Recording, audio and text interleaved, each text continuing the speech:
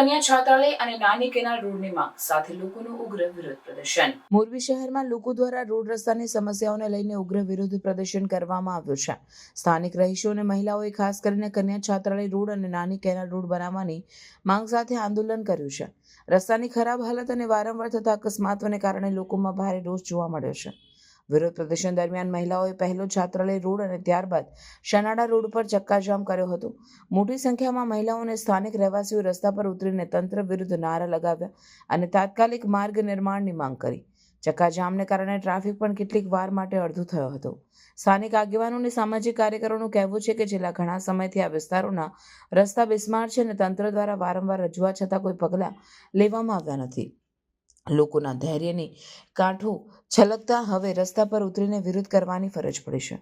આંદોલનકારીઓએ તંત્રને ચેતવણી આપી છે કે જો તરત જ રસ્તા બનાવવાની કામની શરૂઆત નહીં થાય તો તેઓ વધુ ઉગ્ર આંદોલન કરશે. સ્થાનિક પ્રશાસને લોકો સાથે વાતચીત કરીને સમસ્યા વહેલી તકે ઉકેલવાની ખાતરી આપી છે, પરંતુ લોકોમાં હજુ પણ અસંતોષ જોવા મળી રહ્યો છે.